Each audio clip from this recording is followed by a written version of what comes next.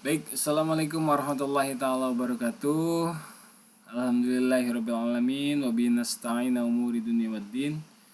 Wassalatu wassalamu ala asrafil anbiya wal mursalin wa ala alihi wa sahbihi ajma'in. Rabbi israh li sadri wa yassir li amri wahlul 'uqdatam min lisani yafqahu qawli, amma ba'du. Alhamdulillah kita bisa bertemu lagi, diberikan kesehatan oleh Allah untuk terus belajar. Saya sengaja membuatkan video ini, saya dan Bu Ina, untuk minggu ini akan memberikan pembelajaran melalui video ini dan diskusi langsung melalui WhatsApp group. Baik, salawat serta salam semoga selalu tercurah limpahkan kepada junjungan kita Nabi Muhammad Shallallahu Alaihi Wasallam. Semoga kita sebagai umatnya mendapatkan syafaat di hari akhir kelak. Amin ya rabbal alamin. Baik, kita mulai saja. Ini adalah pertemuan ketiga. Ya, pertemuan pertama dan kedua sudah kita lewati ya, melalui 2 Sabtu yang luar biasa kemarin. Ini adalah pertemuan ketiga. Kita akan membahas dan mendiskusikan mengenai keanekaragaman hayati dan pemanfaatannya. Ya, di layar kalian di video ini saya akan paparkan penjelasan singkat, stimulan sifatnya untuk menstimulasi kita untuk berdiskusi lebih lanjut. Nanti kalian bisa langsung mengajukan pertanyaan atau mendiskusikan hal-hal yang perlu diskusikan melalui WhatsApp group ya. Karena saya dan Bu Ina membentuk video ini tadi sekali lagi hanya untuk stimulan, untuk menstimulasi kalian bisa lebih hidup dalam berdiskusi. Nanti materinya kami akan bagikan juga bentuk PDF-nya. Kalian bisa baca ulang nanti dan kaitkan dengan referensi-referensi yang memang sudah direkomendasikan. Baik, saya mulai.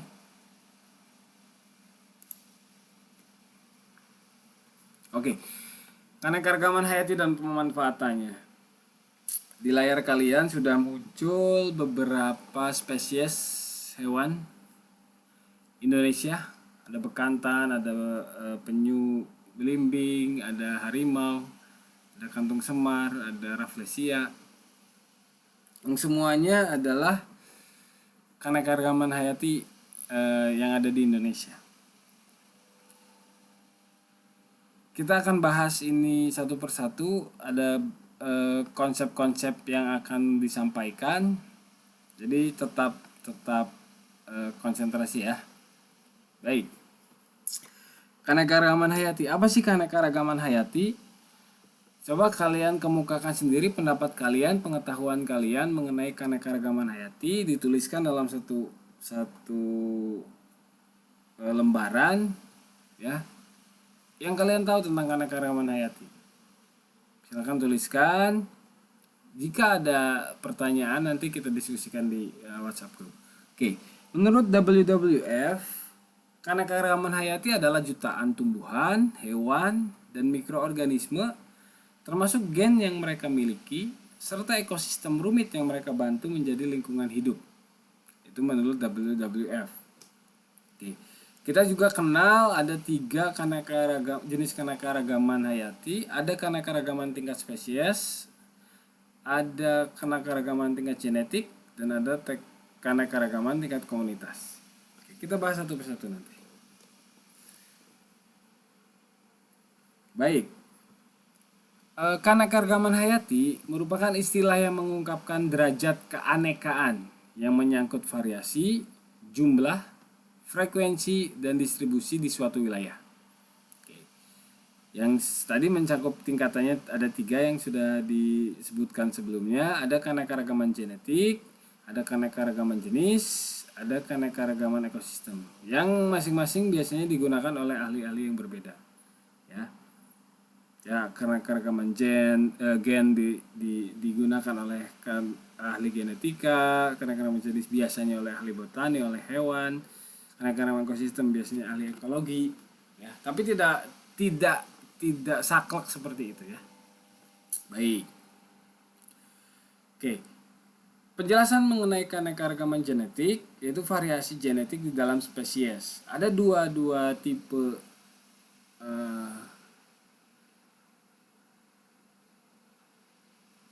yang dapat menjelaskan keanekaragaman genetik ini.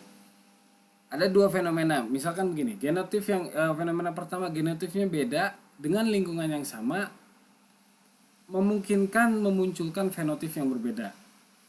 Kemudian fenomena yang kedua, genotipnya sama, lingkungannya berbeda pun memungkinkan untuk memunculkan fenotip yang berbeda. Contohnya ini, pada manusia ya, kerusakan gigi dan penimbunan lemak misalkan. Begitupun golongan darah dan warna mata.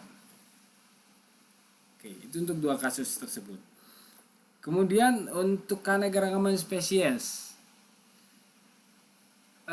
dapat diartikan sebagai variasi spesies di dalam suatu daerah. Spesies juga diartikan suatu kelompok individu atau individu yang dapat berkembang biak di antara mereka sendiri dan tidak bisa dengan individu dari spesies lainnya. Nah, itu yang disebut spesies. Tadi kalian sudah menuliskan apa itu keanekaragaman hayati. Coba kalian susun juga organisasi kehidupan dari mulai tingkatan yang paling rendah sampai ke tingkatan yang paling luas, paling sempit sampai paling luas. Ingat-ingat lagi materi SMA.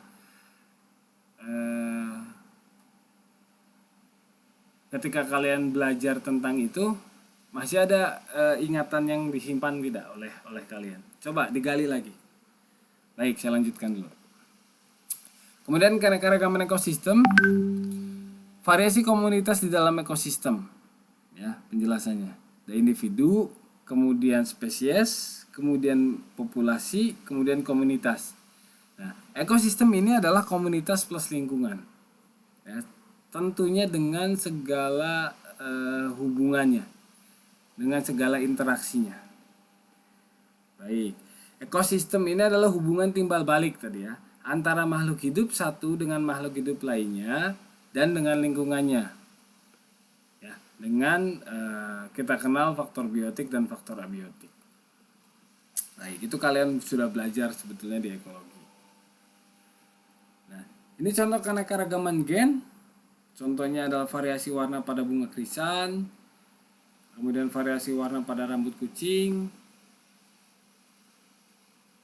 Ya, itu contoh keanekaragaman gen. Ini keanekaragaman spesies hewan yang ada di Indonesia. Ada 35 spesies primata, 515 mamalia, ya, terbesar kedua di dunia ini. Kemudian 515 reptilia, 1531 spesies burung, 270 spesies amfibi. Ya, luar biasa sekali. Indonesia dikenal dengan sebutan megabiodiversitas. Ya, mungkin dari sekian banyak gambar ini ada orangutan, ada bekantan, ada harimau, ada rusa timor, ada tarsius, ada tapir, ada badak, ada gajah. Mana yang pernah kalian lihat langsung di alam?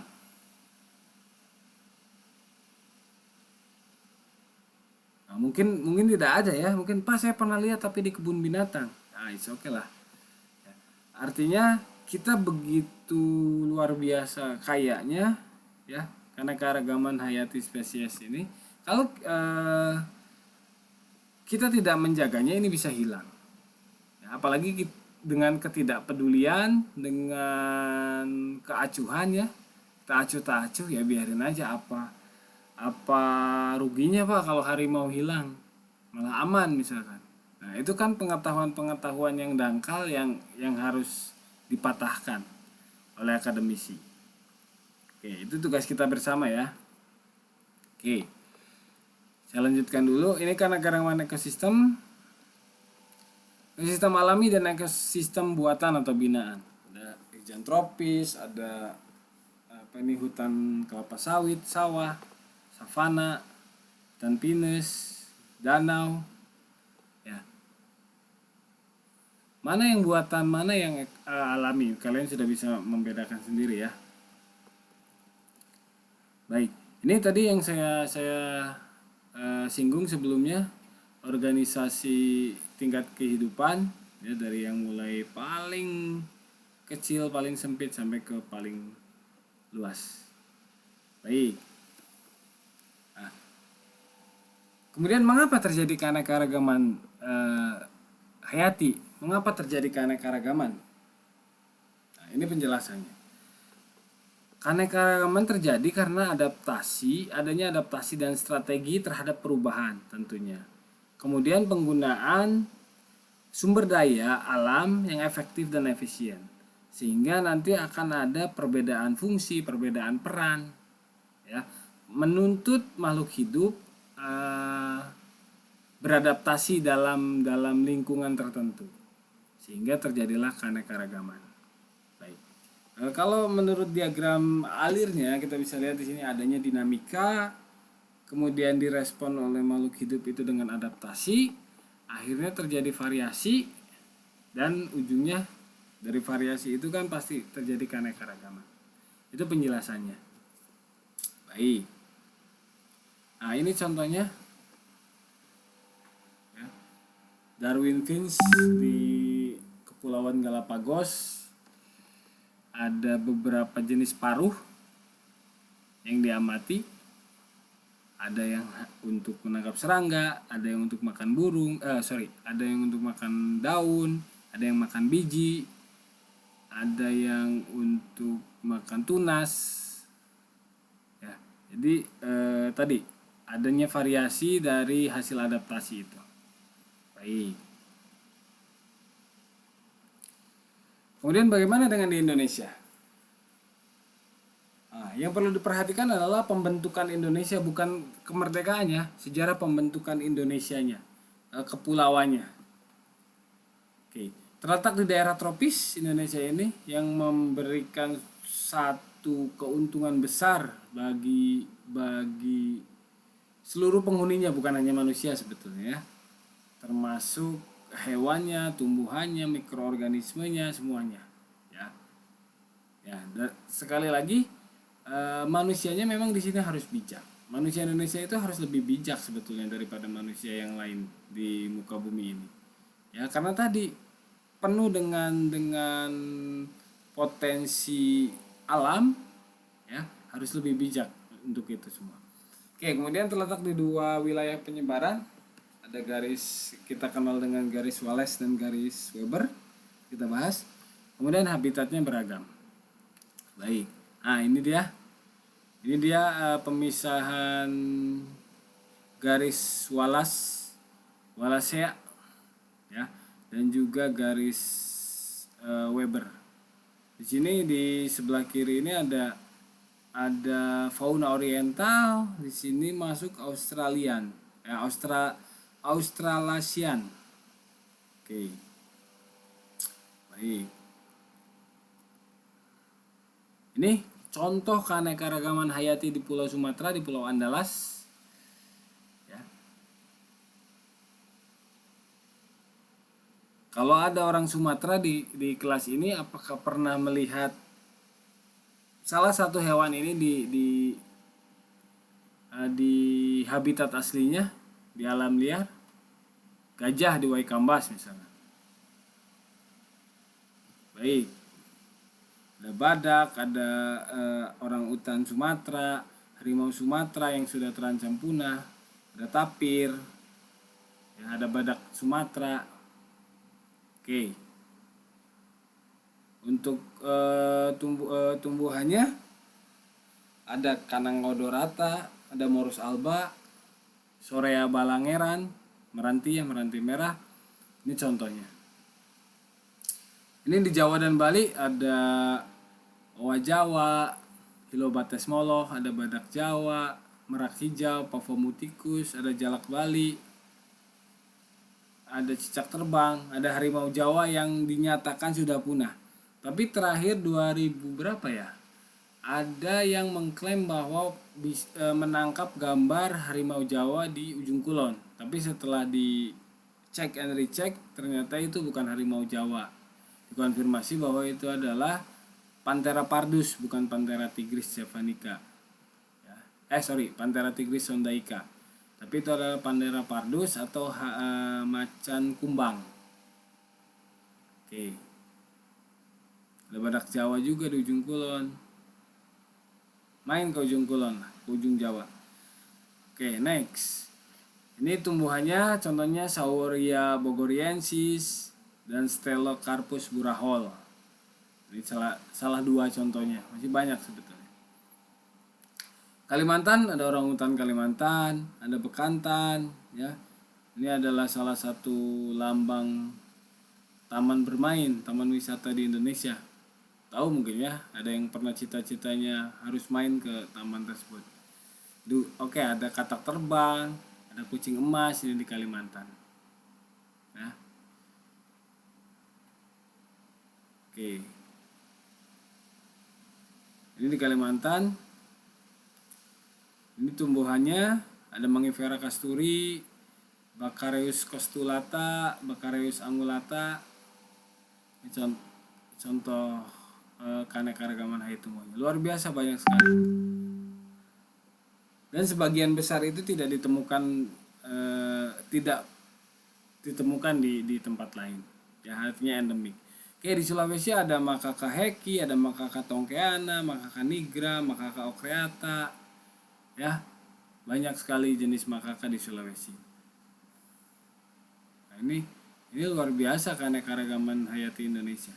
Kalau kita nggak peduli, ya ini semua habis. Ya.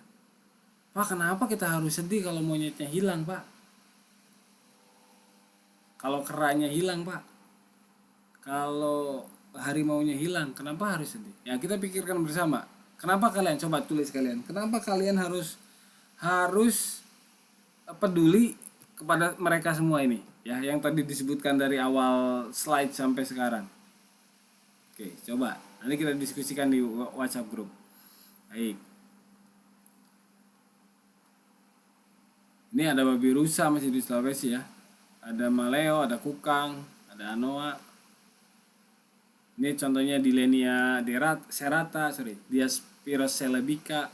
Ini ada tumbuhan-tumbuhan di Sulawesi. Di Nusa Tenggara ada komodo, ada julang Sumba, ada kakatua Sumba, ada kecap flores. Nah, banyak sekali luar biasa keanekaragaman hayati di Indonesia.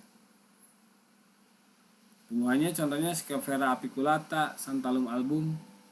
Ini di Nusa Tenggara. Di Maluku ada bangsa Psittaciformes nih, banyak sekali.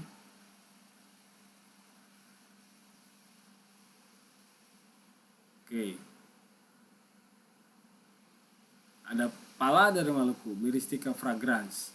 Cinnamomum burmanii, kayu manis dari sana juga. Oke, di Papua ada cendrawasih, ada walabi ya, kanguru pohon, kuskus bertotol, luar biasa. Papua luar biasa kaya. Ada Pandanus conodeus, buah merah Papua, Pometia pinnata, matoa dari Papua. Di IAIN juga kalau tidak salah pernah ada matoa katanya, ya, pernah ditanam. Oke, baik. Nah, ini Dipterocarpaceae ini ada satu spesies Dipterocarpaceae ini endemik di ujung kulon, saya lupa namanya. Saya pernah eksplorasi ujung kulon, ada satu dari Dipterocarpaceae ini ada endemik di ujung kulon. Saya lupa namanya. Oke, baik. Ini jambu-jambuan Myrtaceae. Ya. Oke, Indonesia adalah negara mega biodiversitas. Ya, biodiversity dua komponen utamanya, diversity dan endemism. Ya, kenapa kita harus peduli? Kenapa kita harus take action ya masalah konservasi ini? Ini data tahun berapa ya ini ya?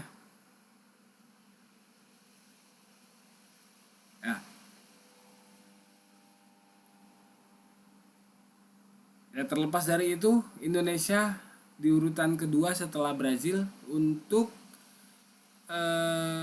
keanekaragaman hayati mamalianya. Ada 515 spesies mamalia di Indonesia.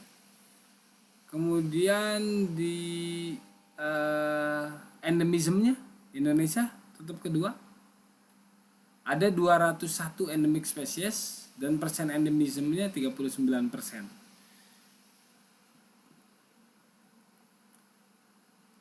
Ini burung, data tentang keanekaragaman burung. Indonesia ada di peringkat kelima. Ini reptil, data keanekaragaman reptil dunia, Indonesia di peringkat keempat. Amfibi, Indonesia di peringkat keenam dengan 270 spesies amfibi.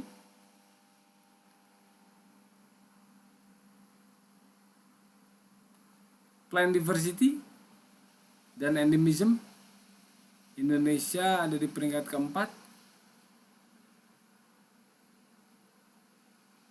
Ini ranking of mega biodiversity countries berdasarkan komponen diversity-nya. Indonesia ada di urutan ketiga. Luar biasa. Kalah dari Brazil, bukan kalah ya. Di bawah Brazil dan Kolombia. Ranking of mega biodiversity countries ini berdasarkan endemismnya. Indonesia di urutan pertama. Oke, ya. Banyak sekali spesies-spesies endemik di Indonesia. Yang itu kita harus jaga. Tadi saya minta kalian untuk merenungkan atau mencari alasan kenapa kita harus peduli sama keanekaragaman hayati. Kita harus take action masalah konservasi ini. Baik. Ini untuk kombinasi rankingnya semua Indonesia di peringkat kedua. Ya, dua komponen tadi, diversitas dan endemisme tadi. Baik. Pertanyaan terakhir sebelum ditutup. What is the value of biodiversity? Apa nilainya dari biodiversitas? Ya. Ini ada tiga sudut pandang, tiga orang dengan tiga sudut pandang berbeda. Yang nanti mungkin akan dibahas di WhatsApp grup ya. Tapi kalian coba imajinasikan apa yang ada di benak kalian ketika melihat gambar seperti ini. Orang pertama dari kiri ya, orang di tengah, dan orang terakhir di kanan. Apa yang ada di benak kalian melihat gambar ini ya. Nanti kalian tuliskan, mungkin juga nanti akan ada tambahan dari Bu Ina ya melalui WhatsApp group terkait dengan materi ini. Oke, ilmu ekonomi ekologi ada konsep eksternalitas atau biaya atau manfaat yang didapatkan oleh lingkungan yang tidak terlibat langsung dalam pertukaran bebas. Kemudian ada kegagalan pasar, ada kesalahan alokasi sumber daya. Ya, ini hubungannya dengan gambar ini nanti ya. Analisis dampak lingkungan, perhitungan dampak proyek terhadap lingkungan di masa kini dan masa mendatang. Analisis biaya manfaat, pembandingan nilai yang diperoleh dengan penggunaan sumber daya berhubungan dengan prinsip pencegahan. Oke, itu ilmu ekonomi ekologi. Sebentar.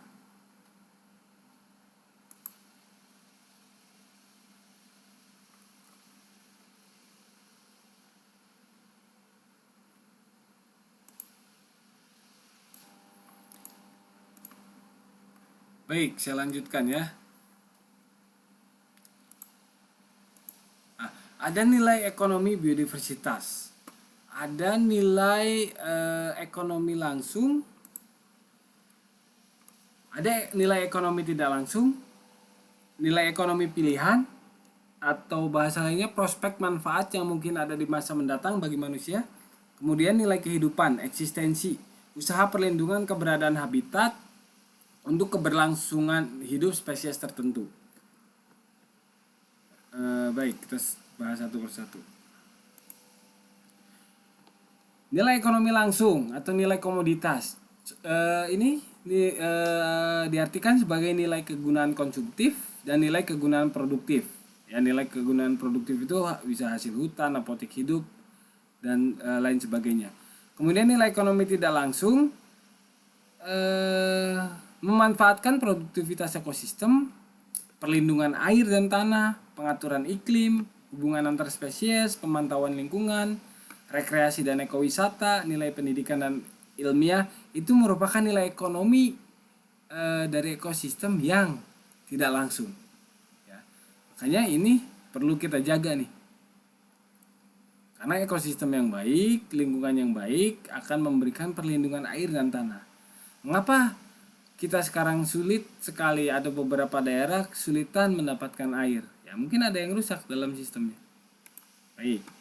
Nah, ini nilai pemanfaatan ya terkait dengan yang tadi.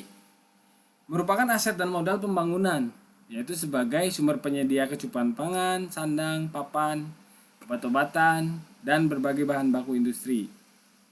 Oke, penyedia jasa lingkungan seperti tadi yang sudah dibahas, pengatur tata air, kesuburan tanah, pengendali iklim mikro, habitat hidup liar, kehidupan liar, jasa ekowisata, macam-macam dan lain sebagainya.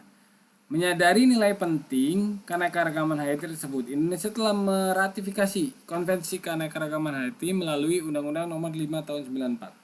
Baik.